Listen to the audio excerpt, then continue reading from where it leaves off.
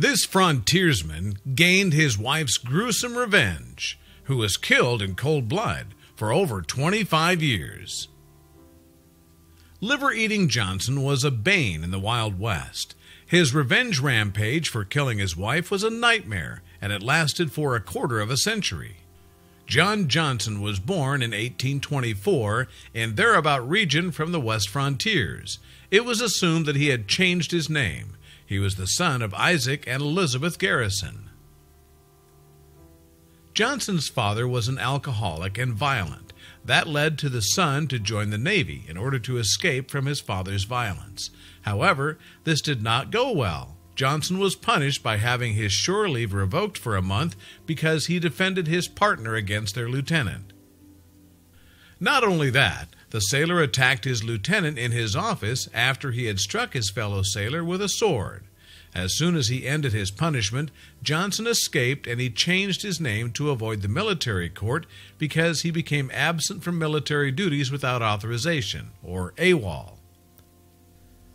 After his outflow, Johnson joined the gold rush in California and Montana in order to become a frontiersman and be a legend in this domain. The 6-foot-tall, 250-pound man became the symbol of mountain man. He built for him a wooden shake. He was a trapper, hunter, woodcutter, and he always carried his tomahawk, knives, and guns. Johnson turned into a wild man that no one could come up against. By that time, America was working on extending its lands and took territories under its control. They were invading tribes of the natives and hunting lands and disrupting their trading routes. At the time of Johnson's life, the area was known as the Untamed West. Those natives were the first who discovered the area, yet they were always in danger of these white settlers' intrusion. The battle between the tribes and the soldiers were bloody, violent, and everywhere using the worst types of torture. Johnson's wife was killed in one of these incursions by Crow militants. Apparently, she was from the Flathead tribe, and he married her around 1847 after he had personally experienced the wrath of Native American warriors. Johnson was irritated for the killing of his wife, who was pregnant when she was killed. He couldn't find a reason for these terrible crimes, so he promised himself to have a murderous revenge. His agitation became legendary. Estimation said that he killed upward of 300 warriors for 25 years, and that obtained him the nickname of Fearsome. It is said that the angry avenger did not stop on killing Crows, his enemies. Likewise, he cut out their livers and ate them raw and direct from the source. He inspired the idea from the Crow tribe's religious beliefs and views for the afterlife.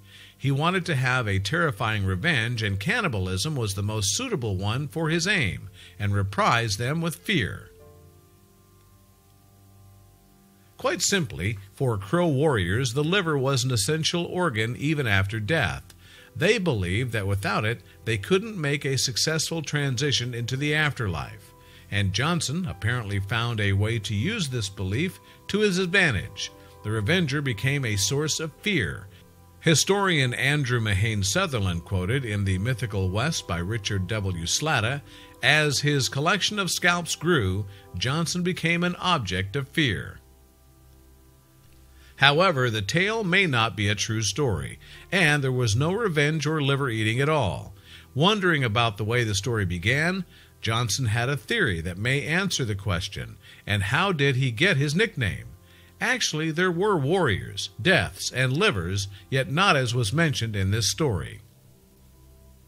The real story, according to the speaker, happened when he went with his companion on a hunting trip. They were ambushed by Sioux warriors in Montana. Then a battle flamed up between them and the combatants. Johnson's knife stuck in one of the bodies. As he pulled it out, incidentally, a piece of liver came out with it. The latter pretended to eat. According to the book Red Lodge, Saga of a Western Area, the frontierman said in his interview, "I was all over with blood and I had the liver on my knife. The liver coming out was unintentional on my part. I didn't eat any of it." The pretense, then, was enough for his companions, and the name stuck. And that's how the nickname's legend was began. After knowing that the name was based on a lie, the whole revenge story cannot be true as well.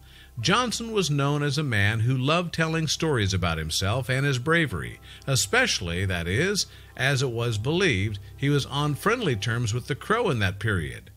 Historian as well said that the story is a myth and it never happened, principally when they discovered that the period when his wife was supposedly murdered, Johnson was still in the Navy, uncertainty if he got married primarily. Even if the tales he told about his bravery, such as escaping the clutches of enemy warriors and survived by snacking on the severed leg of a man he'd killed, was a lie, outrun the America's western frontier harsh condition was an achievement. The frontierman experienced different types of jobs. He worked as gold digging to hunting, trapping, selling furs, hawking wood to steamships, and selling homemade whiskey.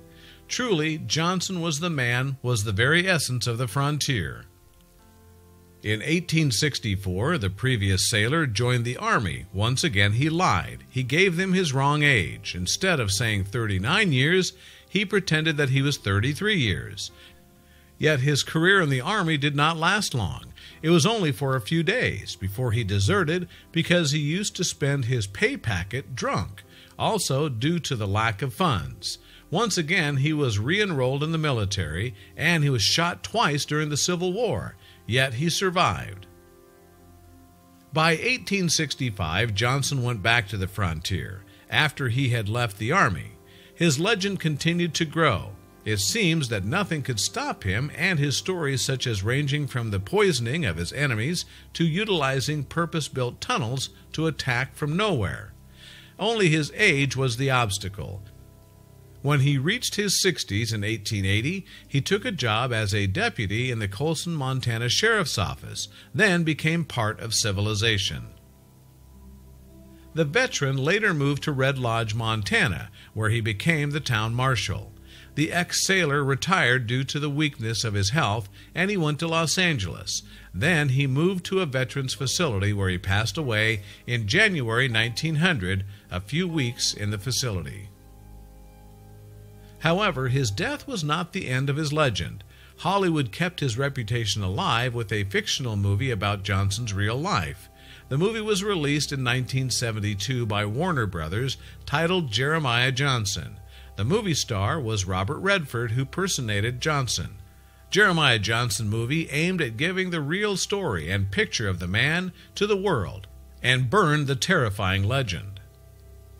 Hollywood was not the only defender of Johnson. Try Robinson, a 7th grade teacher, tried to interest his class in history of the frontier, and while he was narrating the story, he told them that the man was buried in cemetery that was beside a busy road, which made the students irritated.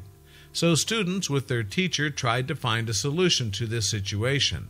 They wanted to rebury the frontiersman in Montana, the place he loved more. Yet this was difficult. Red Lodge, where he was deputy sheriff for the last time, refused the students' request to bury him there. It seems they were still scared from his story and didn't want to have any relation with him. But students were not despaired. Students asked the government for a legal authorization to rebury the frontiersman remains in a closer area from the frontier. The students had done it. Government authorized them to legally decenter Johnson in the Wyoming town of Cody, home of Buffalo Bill, center of the West. Not only as such, Jeremiah Johnson's star, Robert Redford, and its director, Sidney Pollack, both promised to attend the ceremony. In June 1974, the veteran's remains was reburied with the attendance of Robert Redford, who had helped in holding the remains to his grave. Now, he is next of kin home. The legend did not end up on his rebury. In 2000, Cody's Firearms Museum received a weapon, which was a gun, a .56 caliber rifle made by Hawken, that supposedly once belonged to Johnson. Museum curator Ashley Helbinski stated on her blog, "We know that this is the rifle that Johnson carried during his time in the West. He was photographed with the firearm." Montana wanted to collect as much objects that one day belonged to the veteran as they can. In 2002, the wood shack that he built while living in Red Lodge was moved to the town's visitor center. The man was a real legend, whatever the truth was. He in himself created an ineffaceable imprint in his life that made people keep asking about him after a century.